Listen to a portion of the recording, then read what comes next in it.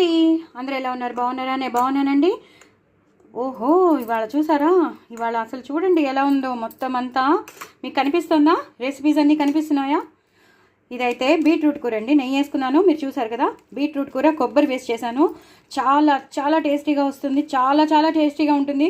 ఎంత బాగుంటుందో అంత బాగుంటుంది. నేను ఇలా పచ్చిమిరపకాయలు పొడుగ్గా వేసుకున్నాను, చీల్చి వేసుకున్నాను. సో చాలా చాలా బాగుంటుంది బీట్రూట్ కొబ్బరి కూర, కొబ్బరి ఫ్రై చాలా టేస్టీ అయినది. అలాగే బెండకాయ ఫ్రై అనేది జస్ట్ ఉప్పు, పచ్చిమిరపకాయలు, వెల్లుల్లిపాయలు, కరివేపాకు అంతే, ఇంకేం వేయకుండా చేసుకున్న బెండకాయ ఫ్రై అండి. చాలా చాలా చాలా చాలా బాగా వచ్చిందండి. ఇంకేం వేయక్కర్లేదు, కారం కూడా వేయలేదు, జీలకర్ర కూడా వేయలేదు. జస్ట్ సింపుల్గా చేసేసుకుని తినాల్సిన బెండకాయ ఫ్రై అద్దరిపోయిందండి. అద్దరిపోయిందంటే అద్దరిపోయింది. అలాగే ముద్దపప్పు గురించి మీకు తెలీదా? ముద్దపప్పు అన్నంలో కలిపేసుకుని నెయ్యి వేసుకుని ఆవకాయ నంచుకొని తింటాను, లేదా కురువికారం నంచుకొని తింటాను. అదంతా అయిపోయింది కదా. ఇదేంటి అనుకుంటున్నారా?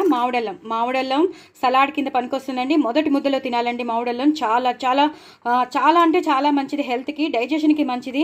ఇంకా చెప్పలేని హెల్త్ బెనిఫిట్స్ ఉన్నాయండి మామిడల్లంలో. సో ఇలా దీని రెసిపీ నేను మీకు షేర్ చేస్తున్నాను. ఈ కూర బీట్రూట్ కూరది రెసిపీ నేను షేర్ చేస్తున్నాను. అలాగే మామిడల్లంది కూడా నేను మీకు షేర్ చేస్తున్నాను. చాలా చాలా టేస్టీగా ఉంటుంది. ఇలా మొదటి ముద్దలో మీరు సలాడ్గా చేసేసుకుని తినేసేయండి. చాలా చాలా బాగుంటుంది. సో 1 minute షార్ట్లో నేను చెప్పేశాను కాబట్టి మీరు చూసుకుని చక్కగా చేసుకుని తినండి. Weekly twice or thrice. ఇది బాటిల్లో చేసి పెట్టేసుకోవచ్చండి. సో డైనింగ్ టేబుల్ మీద పెట్టేసుకున్నాం అనుకోండి, హ్యాపీగా తినేయచ్చు.